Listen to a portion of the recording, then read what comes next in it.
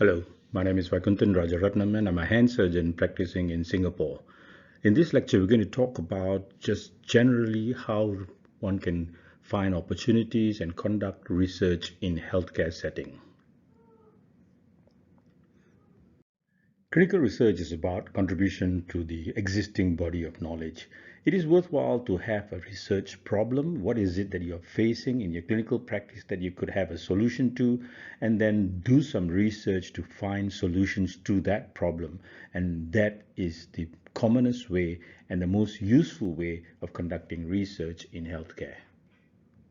So the qualities of a good clinical research is that it must be based on prior knowledge that is available through a search of the literature, and then to conduct a methodological process that is robust with good techniques that produces results and presented with style that is acceptable in an academic environment.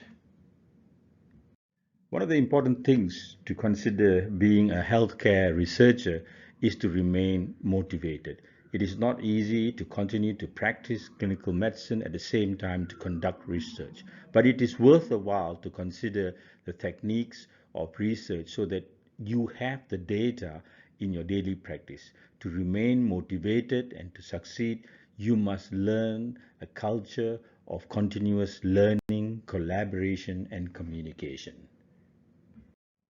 So to begin a healthcare research project, you must have a question that is relevant to your practice, that is meaningful, and that has application in clinical practice, ideally.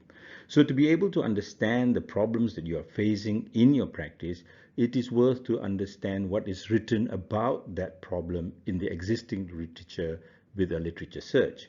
It is also good to communicate with people who are in a similar environment and talk to them about how they have encountered similar problems. And if you have a theory or a hypothesis, you can begin that.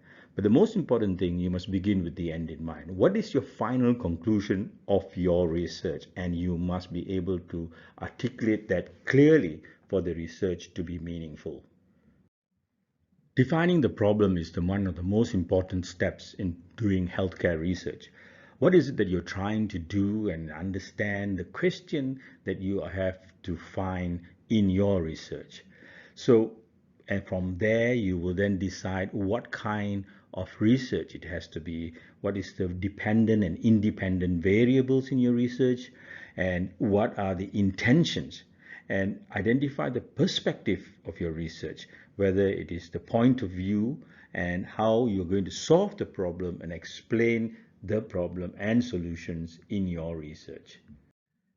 The crucial thing about conducting research is to find out what is their prior knowledge in the uh, literature. And this is where the literature review is important, and you will learn more about this in this module, and to know the current knowledge. And then as you understand the current knowledge, you will then see a gap and how your research can close this gap in the knowledge of your specific subject matter area.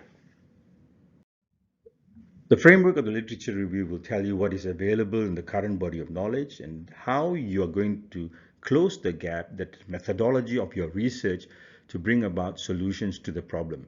And then to having identified the gap, that what is missing, you're going to provide a solution to this missing bit of knowledge.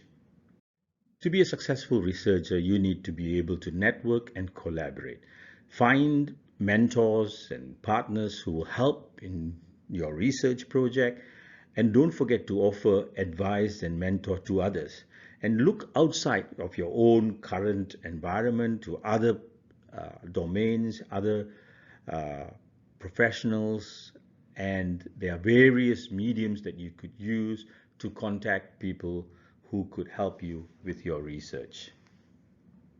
Here's an example of a research that I did, and I collaborated with people who were outside of my area of practice and who came from wide and different environments, and they helped to produce an innovative research paper. As you embark on your research journey, you will need, from the beginning to end, the following attributes. You need to be motivated all round. You need to have good skills in time and project management, and these all can be learned and competencies that you can have. You need to network and collaborate, as mentioned earlier. You need to set yourself standards that are high enough that you are able to produce the best quality work. You must have the right attitude, and you must be able to attend to the various ups and downs that you will face in your journey as a researcher. It is important to document your research journey, as this will not be the first or last research that you will do. You will continue to do various research as long as you have a story to tell in your practice. Technology is a great tool that you can use to help you in your journey. I use Evernote as a note-taking device to keep a research journey, to track my progress, and I use Gantt charts that will help me in project management in terms of time and deliverables that needs to be done. If you do not set a clear time to deliver your actions, it will not happen. Here's an example of a Gantt chart, which is a project management tool which talks about the various aspects of a particular research paper and how the start dates, the end date, and the progress. And this will be made available in this course. You can use it as a template, it's an Excel spreadsheet, and it gives you your progress as far as the research project is concerned. One of the important things about research, you need to manage your time.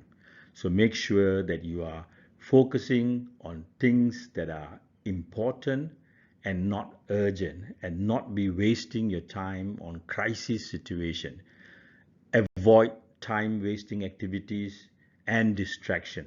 In today's time, digital distractions is one of the biggest downfall of any researcher.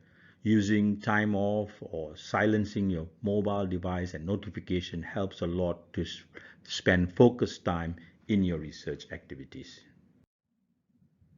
Now, to-do list is one of the important tools for anyone to be successful. To be able to do research, you must create an efficient and a structured to-do list with various items that you need to do on a daily basis to produce a good quality research. And we need to stick by this to-do list. Finally, it is no point conducting research if you do not present it or write it up. The purpose of all research would be final publication of that findings of your research in a journal for consumption by the medical and healthcare community. So it is essential, therefore, that as you start your research, to have effective titles in your research. So you're clear on what the research is going to produce, what are the main issues, the subject matter, and be specific and accurate, and do not be verbose. Keep it simple, keep it short, keep it enticing and interesting. Ensure that your paper has got new knowledge to produce. It is original, it provides new understanding, theories and techniques, and has critical analysis. Here is a simple paper that we produced that my registrar, who thought that this was not an important paper, but eventually it became a landmark paper for the incidence of distribution of hand tumors in Singapore. Most important of all, you must enjoy yourself on your research journey. You meet various people in your collaboration and networking, and you have a great time producing research and new knowledge, and I hope you will enjoy yourself. So what now? Just get on with it. Start your research project. At the end of this course, think about a question, design your research methodology, and start collecting data. Good luck.